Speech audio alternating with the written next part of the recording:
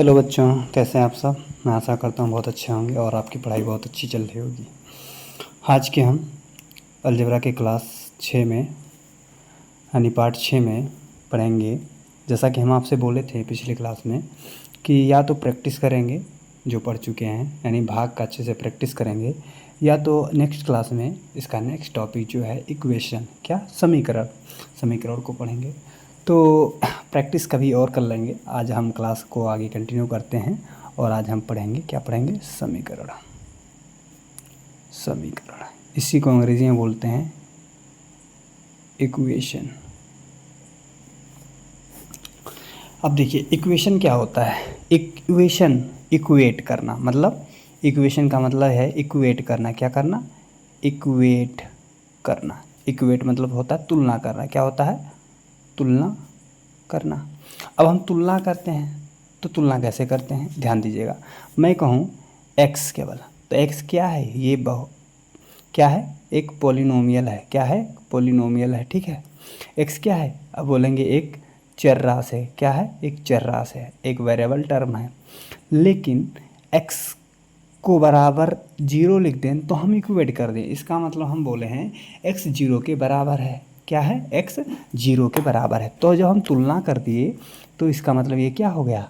बन गया समीकरण, यानी x बराबर 0। ये क्या है? एक समीकरण है, यानी x की वैल्यू 0 है। बात समझ में आई? केवल x था तब x की वैल्यू फिक्स नहीं थी। क्या नहीं था? फिक्स नहीं था। फिक्स नहीं था, ठीक है। अनंत वैल्यू थे, 0 भी हो सकता, 1 भी हो सकता, 2 भी हो सकता थी। लेकिन यहाँ x बराबर क्या बोलते हैं? 0। इसका मतलब फिक्स है, x क्या होगा? 0 ही होगा, ठीक है यहाँ पर। और ये क्या बन गया? समीकरण। ये क्या है आपका? समीकरण। बात समझ आई? तो समीकरण का मतलब ये है जब किसी हम बहुपद या चर राशि की तुलना करते हैं तो वो बन जाता समीकरण। अब समीकरण के प्रकार भी बहुत सारे हैं, जैसे एक घात समीकरण, एक घात बहुपद समीकरण,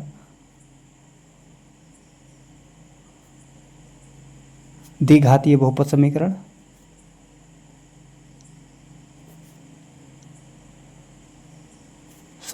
ऐसे त्रिघातीय बहुपद समीकरण होता है, ठीक है। तो पहले हम बढ़ेंगे ऐसे त्रिघातीय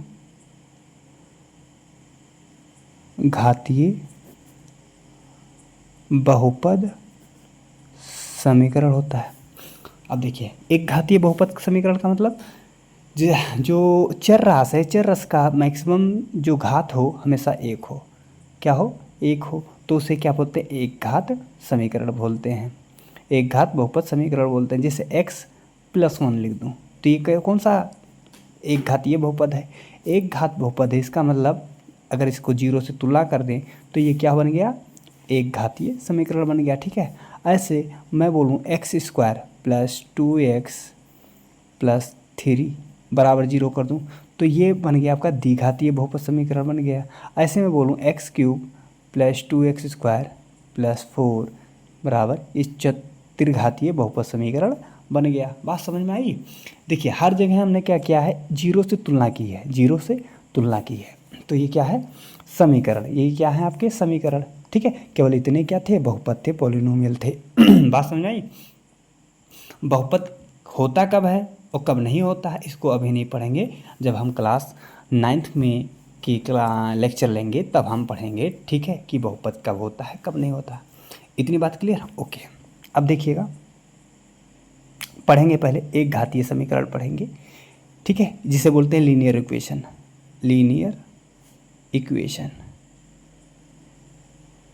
ठीक। एक घातीय बहुपद समीकरण बोलो या एक घातीय समीकरण बोलो, लीनियर इक्वेशन मतलब एक घातीय समीकरण है। रैखिक समीकरण बोलते हैं। क्या बोलते हैं? रैखिक समीकरण, ठीक है। इसको ऐसे ये भी बोल सकते हैं, रैखिक समीकरण। अब रैखिक समीकरण भी वही है जो एक घातीय बहुपद समीकरण होता है। जैसे मैं बोलूँ x+1 = 0, तो ये जब लीनियर इक्वेशन में जब भी आपका सवाल आएगा तो उसमें बोलेगा, अगर ऐसे सवाल आएगा यदि x+1 = 0 हो तो x का मान क्या होगा, ऐसे सवाल आएगा। ठीक है, अब x का मान क्या होगा, तो हम क्या करेंगे, देखिए x बराबर 0 है तो x, अब देखिए यहाँ पक्षांतर का पहले नियम समझेंगे। क्या समझेंगे, पक्षांतर का नियम समझते हैं। ध्यान दीजिएगा, ये है बराबर, ये है आपका बराबर। ठीक है, अगर इधर प्लस है तो बाबू इसको हम इधर ले जाएंगे तो क्या हो जाएगा, माइनस हो जाएगा। अगर इधर माइनस है, इसको इधर ले जाएंगे तो क्या हो जाएगा, प्लस हो जाएगा बराबर के। अगर इधर गुणा है, ठीक है, और इसको बराबर के इधर ले गए तो क्या हो जाएगा, भाग। अगर इधर भाग है और बराबर के इधर ले जाएंगे तो क्या हो जाएगा, गुणा। ये हैं बाबू पक्षांतर के नियम। बात समझ में आई, ये हैं पक्षांतर के नियम। ठीक है, अब देखिएगा पक्षांतर के नियम क्लियर, ये बहुत इंपॉर्टेंट है, पूरी मैथ में आपको हमेशा दिखेगा। ठीक है, अब देखिए जैसे ही हो गया, अब देखिए x +1 बराबर 0 है। अब देखिए +1 चर को एक तरफ, क्या लीनियर इक्वेशन में जब भी हम, या इक्वेशन में जब भी हम सॉल्व करते हैं तो चर को एक तरफ, अचर को एक तरफ कर लेते हैं। ठीक है, खासकर लीनियर इक्वेशन में। तो देखिए चर क्या है, x है, अचर क्या है, 1 है। तो चर को इस तरफ रखते हैं, अचर को उस तरफ रखते हैं। तो एक जो अचर है इसको हम इधर ले जाएंगे। अब इसको इधर ले जाएंगे तो कैसे होगा, x, देखिए प्लस था इधर, उधर जाएगा तो क्या होगा, माइनस होगा। 1 है, इधर आएगा तो 1 ही रहेगा। तो ये x की वैल्यू हो गई। बात समझ में आ रही है, ओके। अब देखिएगा 2x - x -4 बराबर 0। अब इसको देखिए, अब देखिए वही चीज़ ना जो मैंने बेसिक पढ़ाया था, जोड़ घटाओ। अब देखिए इसमें जोड़ घटाओ आ गया ना, आ गया। अगर नहीं पढ़े होते तो कैसे लगाती, अब पढ़े हैं तो आपको बहुत अच्छे से समझ में आएगा। अब क्या करेंगे, चर को एक तरफ, अचर को एक तरफ कर लेते हैं। ठीक है, तो 2x - x, -4 इधर है, उधर जाएगा क्या होगा, +4 होगा। प्लस लिखते नहीं बाबू, लेकिन लिख देता हूँ समझने के लिए। ठीक है, पास समझिए, इस 4 को इधर बुलाया हूँ तो ये हो गया। अब देखिए ये x 2x - x है, देखिए सेम राशियाँ हैं, सेम जात के हैं, और क्या हैं, सेम जात के हैं, राशियाँ हैं, लेकिन चिन्ह क्या विपरीत है तो घट जाएगा। घटने के बाद चिन्ह किसका लगेगा, बड़े वाले का। तो बड़ा वाला 2 है, प्लस में साइन है ना, तो क्या होगा यहाँ पर प्लस ही लगेगा। और प्लस लिखते नहीं बाबू, तो क्या बचेगा, x बचेगा बराबर 4। ये है आपकी x की वैल्यू। ठीक है, ऐसे तीसरा सवाल देखिए, ये आपका पहला हो गया, ये आपका दूसरा हो गया, ऐसे तीसरा, ऐसे 3x - 2x -4 बराबर 3, ऐसे सवाल है। ठीक है, तो ऐसे कैसे सॉल्व होगा, देखो चर को एक तरफ, अचर को एक तरफ। 3x - 2x, देखिए 3 -4 इधर है, उधर जाएगा तो क्या होगा, +4 होगा। तो 3x - 2x क्या बचेगा, आप कहेंगे x बचेगा। वेरी गुड, 4 3 7, तो ये x की वैल्यू।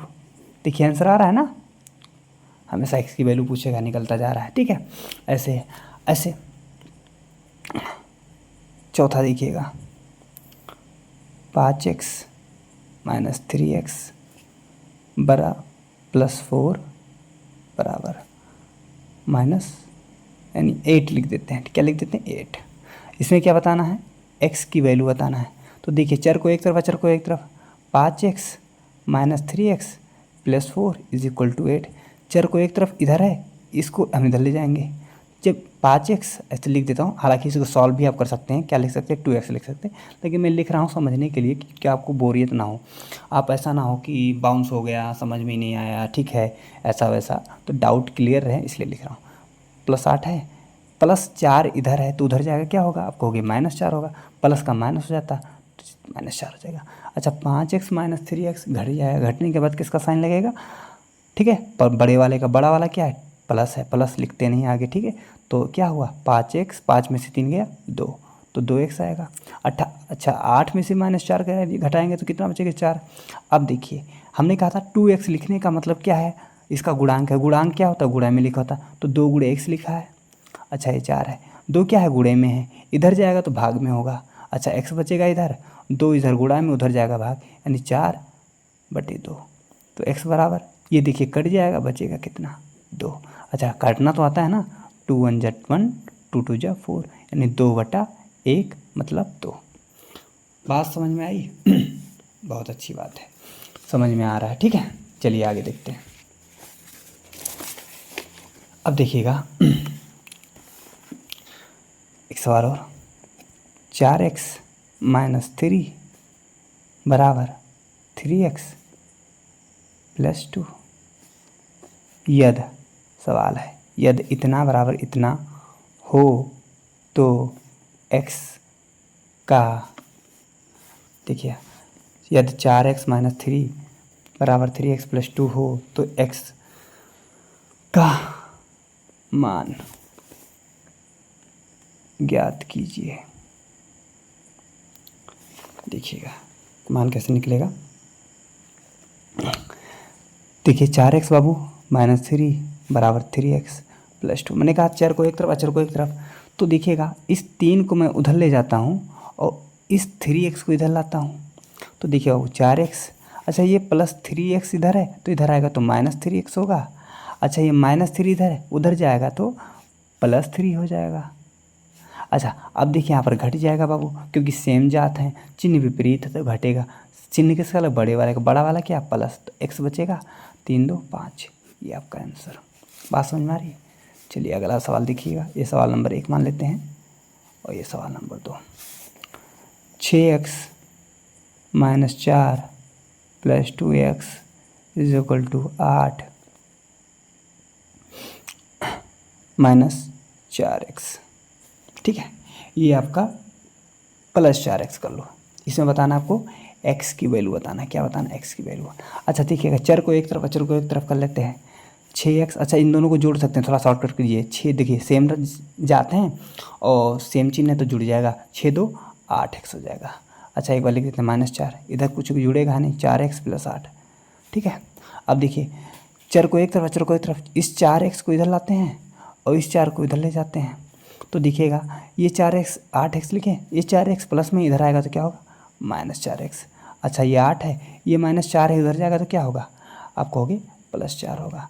अच्छा 8x माइनस 4x तो बचेगा कितना, 4x, और ये 8 4 12 हो जाएगा। अब देखिएगा 4 क्या है गुणा में, उधर जाएगा तो भाग में हो जाएगा, तो x बराबर 3 आंसर। काटना तो आता ही होगा ना। ओके अगला सवाल देखिए, तीसरा।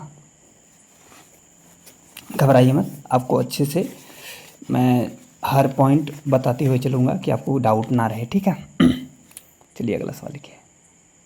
5x minus 3x plus 5 6x plus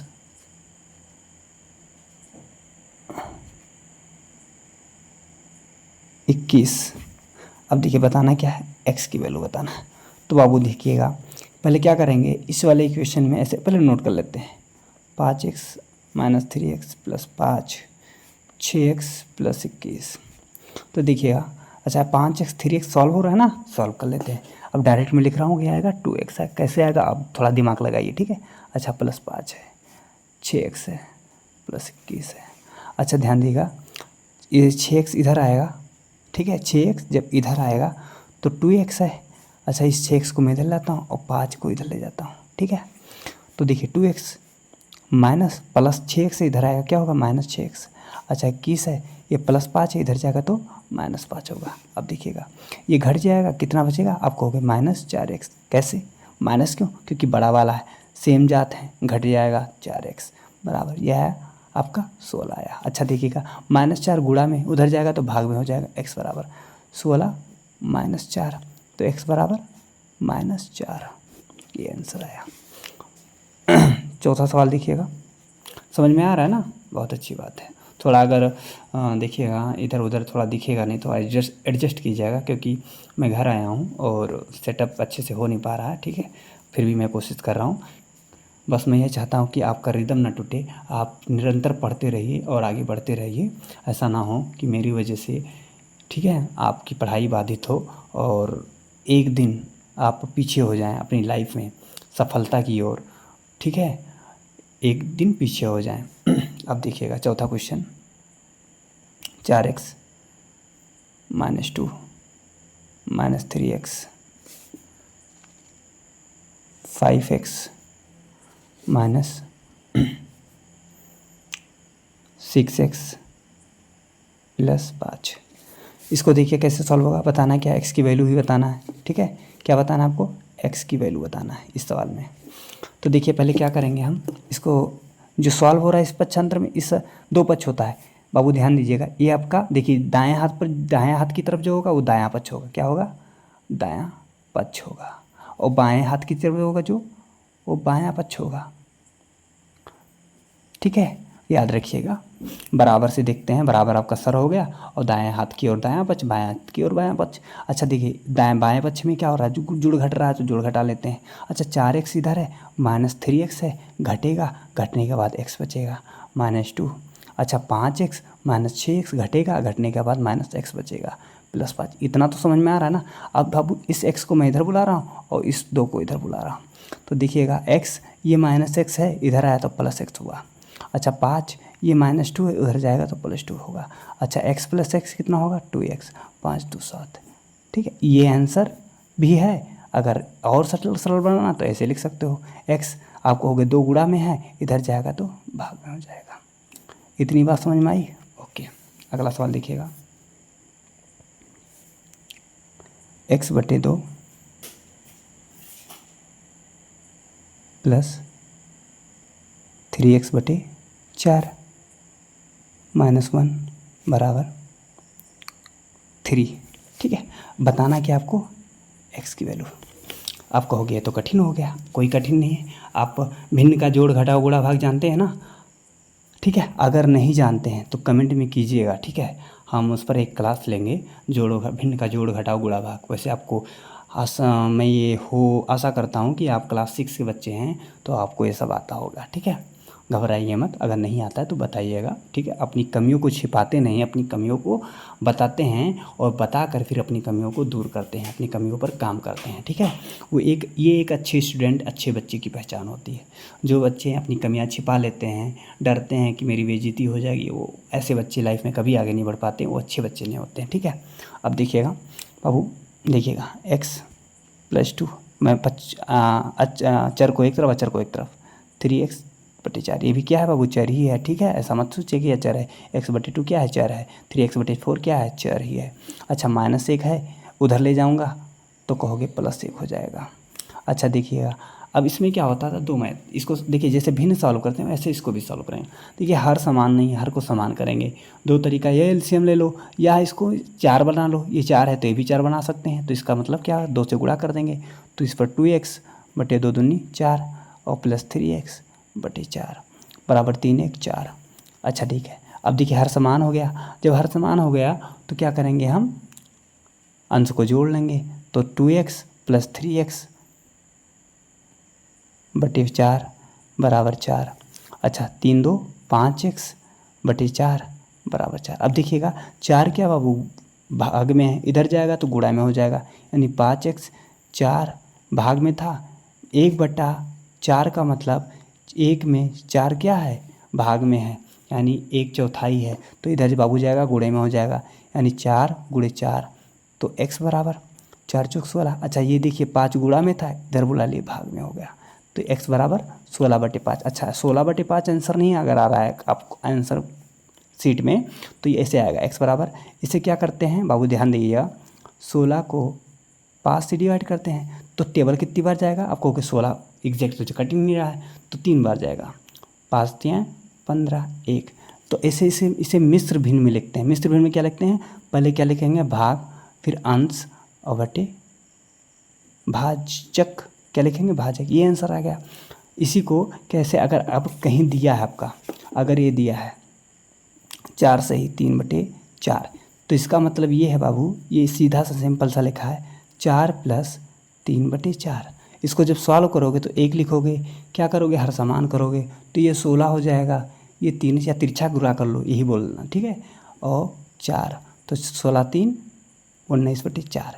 ठीक है, इसी को ऐसे करते हैं, इन दोनों का आपस में गुणा होता है और ये जुड़ जाता है। ये क्या है आपका अंश है, ये क्या है आपका भागफल है, सॉरी ये क्या है आपका शेषफल, और ये क्या है आपका भागफल, और ये क्या है आपका भाजक है।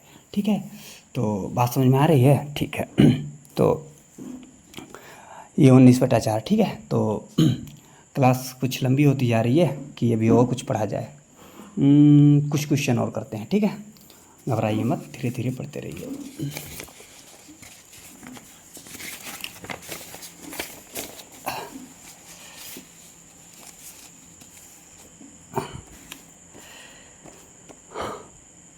पाँच एक्स बटे 4 माइनस एक्स बटे 3 प्लस 2 एक्स बटे 2 माइनस एक्स बटे 6 प्लस 3।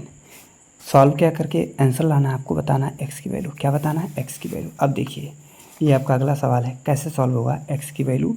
ये बाबू क्वेश्चन मार्क है, क्या है ये? क्वेश्चन मार्क है, ठीक है। एक्स की वैल्यू बताना, देखिए कैसे एक्स की वैल्यू कैसे निकलेगा। पहले चर को एक तरफ, अचर को एक तरफ, पहले सॉल्व कर लेते हैं। दायां पक्ष को सॉल्व कर लेते हैं, बायां पक्ष छोटा बना लेते हैं। बात समझ में आ रही है? तो देखिए यहाँ पर हर समान नहीं है, तो हर समान करने के लिए क्या करें? क्रॉस मल्टीप्लाई, इन दोनों को पहले सॉल्व करेंगे और इन दोनों को सॉल्व करेंगे। तो क्रॉस मल्टीप्लाई, तो 4 पातियाँ 15x माइनस 4x, 4 तियाँ 12, इतना तो समझ में आ रहा ना, प्लस 2। अच्छा ये देखिए 6x माइनस 2x, 6 दूनी 12 प्लस 3। अब देखिएगा थोड़ा 15x और माइनस 4x घटाएंगे, घटाने के बाद कितना आएगा? 11x बटे 12 प्लस 2 बराबर 6 में से 2 गया 4x बटे 12 प्लस 3। इतना समझ में आ रहा है ना? अच्छा ठीक है, देखिएगा अब 4x को हम इधर बुला लेंगे, चर को एक तरफ, अचर को एक तरफ। तो इस 4x बटे 12 को इधर बुलाते हैं और 2 को इधर बुलाते हैं। तो देखिएगा 11x बटे 12, 4x बटे 12 इधर आएगा तो माइनस होगा 4x बटे 12। अच्छा देखिएगा 3 प्लस 2 इधर जाएगा, माइनस 2 होगा। 11 में से देखिए अब हर समान है तो अंश को जुड़ेगा घटेगा, तो घट रहा है। तो 11x माइनस 4x बटे 12, 3 में से 2 गया 1। अच्छा 11 में से 4 गया 7x बटे 12 बराबर 1। अच्छा देखिए 12 क्या भाग में इधर जाएगा, क्या होगा? गुणा में होगा, 1 गुणे 12 यानी 7x बराबर 12। अब देखिए 7 क्या गुणा में इधर जाएगा, भाग में होगा, ये आंसर। अगर इतना नहीं आ रहा जितना 7 कन्यम 7, 7 5 12, ये आंसर आएगा। ठीक है, बात समझ में आ रही है? तो ये है लीनियर इक्वेशन। ठीक है, क्या है? लीनियर इक्वेशन के सवाल। ऐसे बहुत सारे सवाल हैं और कुछ ऐसे सवाल आते हैं जैसे मान लो ये दे दिया जाए आपको एक सवाल कि एक इक्वेशन है, मान लो ए एक्स बराबर मैं बोल दूँ 2, तो आपको बताना है एक्स बराबर 2 किस समीकरण को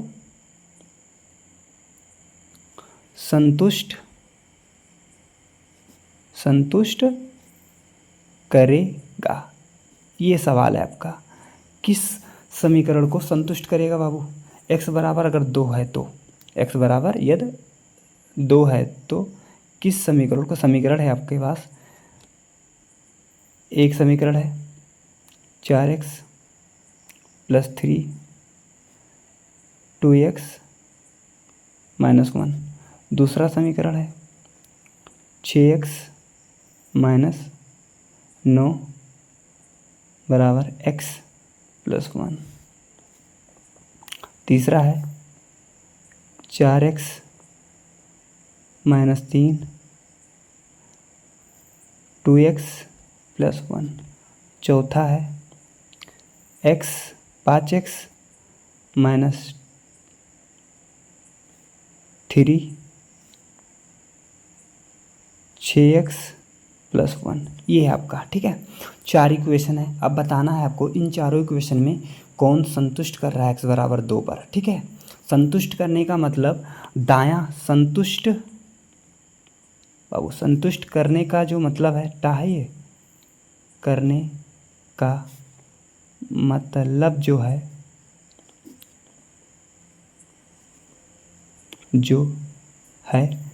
वो दायां पक्ष इज इक्वल टू बायां पक्ष हो। ठीक है, संतुष्ट करने का मतलब यही, दायां पक्ष बराबर बायां पक्ष आ जाए तो पहले इक्वेशन में हम देखेंगे, ठीक है, 4x है प्लस 3 है बराबर 2x माइनस 1 है। तो देखिए x बराबर 2 रखते हैं, यानी x की जगह पर क्या रखेंगे 2, क्योंकि x बराबर 2 दिया है। तो 4 x बराबर 2 है तो x की वैल्यू हम क्या रखेंगे 2 प्लस 3। अच्छा बाएं पक्ष में क्या है 2, दाएं पक्ष में क्या है 2 गुणे x बराबर क्या है 2 है माइनस 1। तो 4 दूनी 8 प्लस 3, 2 दूनी 4 माइनस 1, ठीक है। तो 8 3 11 और 4 में से 1 गया 3, क्या बराबर है नहीं, तो ये संतुष्ट नहीं कर रहा है, संतुष्ट नहीं कर रहा है। दूसरा इक्वेशन देखो जो था क्या था 6x माइनस 9 बराबर x प्लस 1।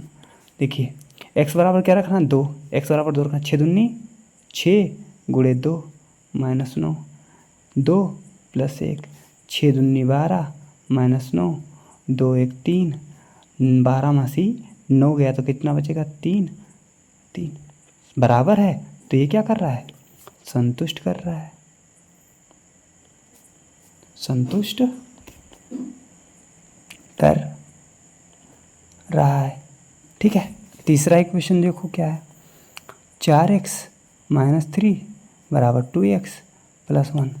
तो 4 दूनी 8, सॉरी लिखते हैं 4 गुणे 2 माइनस 3, 2 गुणे 2 प्लस 1, 4 दूनी 8 माइनस 3, 2 दूनी 4 प्लस 1, 8 में से 3 गया 5, 4 1 5 बराबर है ना। तो ये भी क्या है संतुष्ट कर रहा है। x का 2 वैल्यू मान, जो x का 2 वैल्यू है मान है x का 2, x का मान जो 2 है वो इस समीकरण को संतुष्ट कर रहा है। ऐसे देखिए चौथा जो ऑप्शन था आपका 5x माइनस 3 बराबर 6x प्लस 1। तो 5 गुणे 2 माइनस 3, 6 गुणे 2 प्लस 1, 5 दूनी 10 माइनस 3, 6 दूनी 12 प्लस 1, 10 में से 3 गया 7 बराबर 12 1 13। क्या ये बराबर है नहीं बराबर, तो कट गया, नहीं बराबर। तो ये क्या है इज नॉट इक्वल टू का साइन है, क्या इज नॉट इक्वल टू, यानी ऐसे करके ऐसे खींच दो, इज नॉट इक्वल टू का साइन है, क्या है बराबर ना के साइन है, संतुष्ट नहीं कर रहा है। इतना बात समझ में आया, ठीक है। तो आज का हम क्लास यहीं ख़त्म करते हैं और आगे की क्लास में हम पढ़ेंगे द्विघात समीकरण, ठीक है। क्या पढ़ेंगे द्विघात समीकरण। पहली बात द्विघात समीकरण पढ़ने से पहले हम क्या पढ़ेंगे द्विघात बहुपद पढ़ेंगे। क्या पढ़ेंगे द्विघात बहुपद। द्विघात बहुपद को कैसे मध्य पद को तोड़ करके गुणनखंड करते हैं, ठीक है। पहले ऐसे ही तो समझो, पहले हम तोड़ते हैं फिर जोड़ते हैं, ठीक है, या पहले जोड़ लो फिर तोड़ लो। समझो ऐसे कि हम क्लास में क्या पढ़ने वाले, कल के टुमारो के क्लास में, कल के क्लास में क्या पढ़ना है, कल के क्लास में क्या पढ़ना है देखो। अगर x प्लस 1 और x प्लस 1 मैंने बताया था इन दोनों का गुणा, आपको बताया था कैसे होता है। कहेंगे x का गुणा करेंगे, ठीक है, किससे करेंगे x प्लस 1 से करेंगे, और फिर इस प्लस 1 का गुणा करेंगे x प्लस 1 से करेंगे। तो x गुणे एक्स स्क्वायर प्लस x गुणे x होगा प्लस x प्लस 1 होगा। अब इसको सॉल्व करेंगे x स्क्वायर होगा, x जुड़ जाएगा तो 2x आएगा प्लस 1। ये देखिए द्विघात बहुपद है, क्या है ये द्विघात बहुपद है। कौन सा घात है द्विघात बहुपद है। अगर ये द्विघात बहुपद है, ठीक है, अगर इससे हम ये प्राप्त कर सकते हैं तो क्या बाबू इससे ये नहीं प्राप्त कर सकते हैं। तो हम पहले क्या पढ़ेंगे द्विघात बहुपद, क्योंकि हम ये पढ़ चुके हैं बाबू, गुणा पढ़ चुके हैं। जब हम ये पढ़ चुके हैं तो अब इसकी बारी ये पढ़ेंगे और इससे ये निकालेंगे। क्या निकालेंगे इससे ये निकालेंगे। मतलब हम नीचे से ऊपर गए थे, ठीक है, छत पे पहुंच चुके हैं, अब छत से नीचे आना है। तो कल के क्लास में क्या पढ़ेंगे द्विघात बहुपद, ठीक है, और उनके गुणनखंड पढ़ेंगे, ठीक है। बात समझ में आई, ठीक है। तो क्लास ख़त्म करते हैं और आप अच्छे से पढ़िए, पिछले क्लास को रिवाइज़ कीजिए और आप कि जैसे ऐसे कितने बच्चे हैं जो, ठीक है, उन्हें अच्छी शिक्षा नहीं मिल पाती, अच्छे टीचर नहीं मिल पाते हैं और वो पढ़ाई से वंचित हो जाते हैं और धीरे धीरे उनका मनोबल टूटने लगता है और एक दिन ऐसा आता है कि वो पढ़ाई से कोसों दूर चले जाते हैं। ठीक है, हर माँ बाप चाहते हैं अपने बच्चों को पढ़ाना, लेकिन उनके माँ बाप के सपनों पर क्या हो जाता है, पानी फिर जाता है। इसके कारण बच्चा ही केवल नहीं है, इसके कारण बहुत सारे टीचर हैं, बहुत सारे स्कूल्स हैं जहाँ नाम एडमिशन ले लिया जाता है लेकिन पढ़ाया नहीं जाता है।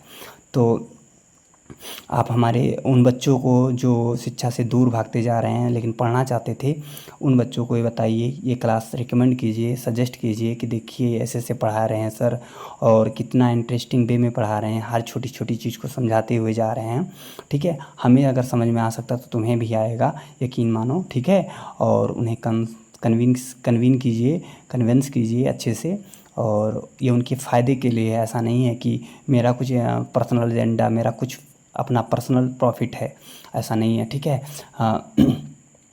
बस मैं ये चाहता हूँ कि कोई ऐसा बच्चा, ज़रूरतमंद बच्चा जिसे वास्तव में पढ़ना था लेकिन वो कंटेंट की वजह से, टीचर की वजह से पढ़ नहीं पा रहा है। ठीक है, और बस यही सब चीज़ें आप अच्छे छोटे छोटे बच्चे जो हैं घर में, गांव में, सबको बताते चलिए। और हाँ, ऐसे लोग जो, ठीक है, हमारी पढ़ाई लिखाई से उनका कोई नाता नहीं, फिर भी हमारे क्लासेस को देखते हैं, और अगर उनके बच्चे हैं, उनके घर पे उनके बड़े भाई या छोटे भाई जिनके भी बच्चे हैं, उन बच्चों को, ठीक है, ये वीडियो दिखाइए, बताइए। ठीक है, यकीन मानिए उनका भविष्य अंधकार से उजाले में जाएगा, उनका कभी बुरा नहीं होगा। ठीक है, उनके लिए गलत बातें नहीं हैं। ठीक है, आप उन्हें वीडियो फ़ोन दे देते हैं और रील देखते हैं, रील पे रील स्क्रॉल करते जाते हैं। आप भी स्क्रॉल करते हैं, क्या रह गया आप और उसमें अंतर? जैसे आप हैं वैसे आपका बच्चा भी बन जाएगा। तो कुछ परिवर्तन लाइए। ठीक है, सुधारिए अपने आप को, अपनी आदतों को, और बच्चों को, सोशल मीडिया को, यूट्यूब को बुरा मत मानिए। बस ज़रूरत है ये है कि समझने की कि क्या हमारे लिए सही है और क्या गलत है। ठीक है, तो हर चीज़ को आप देख कर, सोच समझ कर कीजिए, और अपने बच्चों को ऐसे क्लासेस के लिए रिकमेंड कीजिए, बताइए, और उन्हें ऐसे ऐसे क्लास लेने के लिए, ठीक है, आप भी थोड़ा ध्यान दीजिए, क्योंकि बच्चे यूट्यूब पर जाएंगे, आ जाएगा रील, उस पर चल जाएंगे, फिर वो रील ही देखेंगे, क्लास नहीं करेंगे। आप उन पर थोड़ा ध्यान दीजिए। ठीक है, कर क्या रहे हैं, रील देख रहे हैं कि पढ़ रहे हैं? तो आपसे बस यही विनती थी छोटी सी, कि आप थोड़ा ध्यान दीजिए। हमारे ध्यान देने से कुछ नहीं होगा, आपको भी ध्यान देना पड़ेगा। ठीक है, चलिए, ठीक है, बाय। अच्छे रहिए, अच्छे से रहिए, अच्छे से पढ़िए और स्वस्थ रहिए। ठीक है, बाय।